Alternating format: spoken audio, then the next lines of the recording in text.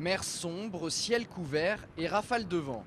Cette semaine, le temps est plutôt maussade du côté de Saint-Brévin, station balnéaire située sur la côte atlantique à 150 km d'Angers. Pour ces vacanciers, ce n'est pas terrible. Par contre, pour les footballeurs d'Angesco, ces conditions climatiques sont optimales. Depuis lundi, ils sont en stage de préparation en vue de la saison prochaine. Ça bosse déjà dur. Comme toute préparation, c'est un petit peu dur. C'est pas encore trop dur, mais c'est dur quand même. Donc les organismes ils souffrent un petit peu. Pourtant, ce n'est que le début. Le stage se déroule sur une dizaine de jours. Au programme, 2 séances quotidiennes de 2 heures chacune. Le matin, direction la plage pour la partie physique avec un travail basé sur l'endurance et la musculation. L'après-midi, les joueurs retrouvent le rectangle vert pour une séance plus technique avec ballon.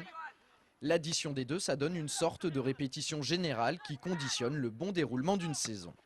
On pose les bases de la pyramide, on pose les bases du travail pour la saison d'un point de vue physique. Donc c'est pour ça qu'on démarre aussi sur des choses très longues, un peu fastidieuses. La préparation, c'est aussi l'occasion de construire la cohésion d'un groupe. Dans cette optique, le choix de Saint-Brévin n'est pas anodin. Depuis 4 ans, c'est le lieu privilégié où se réunissent les Angevins avant d'entamer le championnat. Et jusqu'à maintenant, ça a plutôt bien marché. Souvent, dans ces stages, c'est le début d'une histoire, c'est le commencement d'une histoire commune, d'une aventure humaine. Voilà, ça démarre à Saint-Brévin, on fait connaissance et puis après on a une année à passer ensemble où on va connaître des émotions, des déceptions, des joies, des peines. Et souvent, au cours de l'année, on peut s'appuyer sur ce qui s'est passé dans ce stage d'avant-saison. Le premier rendez-vous officiel pour les hommes de Jean-Louis Garcia, c'est le samedi 1er août prochain. Les scoïstes affronteront Nîmes pour le premier tour de la Coupe de la Ligue au stade Jean-Bouin. Ils sont en vacances et pourtant, ils ont choisi cette semaine de reprendre le chemin de l'école. Dans le cadre de l'opération École ouverte, une quarantaine de jeunes du collège Chevreul à Angers s'est inscrit jusqu'à vendredi à des ateliers. Au programme, sport, découverte de la vidéo, d'internet et des arts plastiques, le tout gratuitement. Ça peut paraître un peu bizarre d'être au collège pendant les vacances. Oui, mais c'est pas pareil parce que quand on va au collège, on travaille et tout, que là on fait des activités que moi j'avais jamais fait, les tableaux, j'avais jamais fait de créer des balles de jonglage, jamais. Et voilà, puis je trouve ça marrant. Comme je m'ennuyais chez moi, j'ai voulu m'amuser ici parce que j'avais rien à faire chez moi en fait. Et les jeunes ne sont pas les seuls à répondre présent. Certains professeurs participent aux ateliers. Là déjà, ils me voient dans une discipline artistique qui n'est pas celle dans laquelle ils me voient d'habitude. J'ai pas forcément le même sérieux face à eux. Donc voilà, c'est une autre approche. L'intérêt majeur, c'est permettre aux élèves d'accéder à des activités d'une autre manière, sous forme ludique, mais aussi d'avoir un rapport différent à l'adulte. Que également pour l'adulte, avoir un rapport différent à l'élève. Cet été, dans notre département, ce sont 19 établissements qui participent à l'opération École ouverte, dont 4 dans l'agglomération angevine.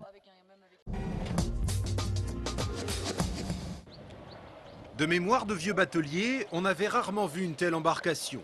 Imaginez un peu, un radeau long de 30 mètres, pesant 6 tonnes et constitué de 200 bidons. Alain Lacroix, le concepteur de ce drôle de bateau et son équipage, étaient partis de Sully-sur-Loire dans le Loiret le 20 janvier dernier. Ils sont arrivés cet après-midi à Chalonnes-sur-Loire pour la fin de leur périple. Ce radeau, quelque part, c'est pour symboliser ce qu'étaient les trains de bois dans le passé, qui descendaient la Loire. À l'époque où ils descendaient, c'était plutôt au mois de février, et c'était pas 6 tonnes comme celui-là, c'était 60 tonnes. Pour un train de bois de même dimension, tout en sachant qu'il faisait aussi très souvent 70 mètres de long et donc emmenait 120 tonnes de bois. Ce périple entre Sully-sur-Loire et Chalonnes correspond également au tronçon de la Loire, classé au patrimoine mondial de l'UNESCO. Un parcours que nos marins ont pu effectuer, et cela ne s'invente pas, grâce à des bourdes. La bourde, c'est un point fixe qui est sur le fond. On pique ce bâton et on marche pour faire partir le radeau sous ses pieds, qui fait qu'on a fait les 300 km à pied. Dans quelques jours, le radeau d'Alain Lacroix remontera la Loire. Un festival l'attend en effet à Orléans au mois de septembre prochain.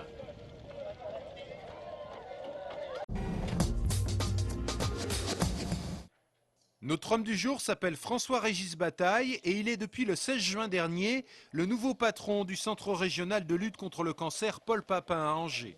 À 61 ans, ce professeur de médecine, spécialiste notamment des pathologies osseuses, prend donc la direction d'un établissement qui aura comptabilisé l'an dernier près de 35 000 consultations. Mais malgré cette nouvelle affectation,